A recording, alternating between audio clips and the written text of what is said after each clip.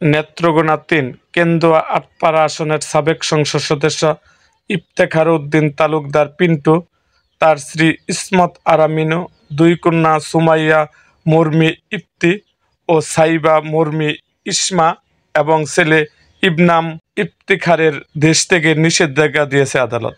আজ সোমবার ঢাকা মহানগর সিনিয়র স্পেশাল জজ মোহাম্মদ জাকির হোসেন গালিবের আদালতে দুদকের আবেদনের প্রেক্ষিতে এই আদেশ দেন।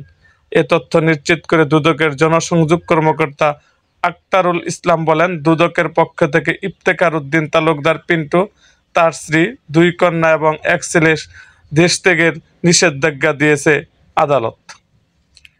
মামলা তদন্ত অনুকারী কর্মকর্তা দুদকের সহকারী পরিচালক রাকিবুল হায়াত তার দেশ থেকে নিষেধাজ্ঞা চেয়ে আবেদন করেন। আবেদনে বলা হয়, ইফতেখার উদ্দিন তালুকদার পিন্টু বিরুদ্ধে ক্ষমতার অপব্যবহার, বিভিন্ন অনিয়ম ও দুর্নীতির মাধ্যমে টিআর, কাবিখা, কাবিডা সহ বিভিন্ন উন্নয়ন প্রকল্পের অর্থ আত্মসাৎমূলক নিজ নামে ও পরিবারের সদস্যের নামে জ্ঞাত আয় বহির্ভূত সম্পদ অর্জনের অভিযোগের অনুসন্ধান চলছে। অনুসন্ধানের বিষয়টি রাষ্ট্রের স্বার্থে মানি লন্ডারিং প্রতিরোধ অতীব গুরুত্বপূর্ণ। অনুসন্ধানকালে গোপন সূত্রে জানা যায়, অভিযোগ সংশ্লিষ্ট ব্যক্তিরা বিদেশে পালিয়ে যাওয়ার চেষ্টা করছেন।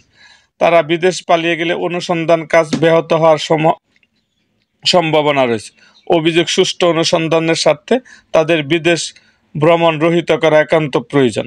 এরকম আরও ভিডিও পেতে এবং রাজনৈতিক অঙ্গনের নানা ঘটনা ও ইতিহাস জানতে আমাদের মুক্তাগাছার ইতিহাস মিডিয়া ইউটিউব চ্যানেলটিকে সাবস্ক্রাইব করুন এবং পাশে থাকা বেল আইকনটি বাজিয়ে দিন।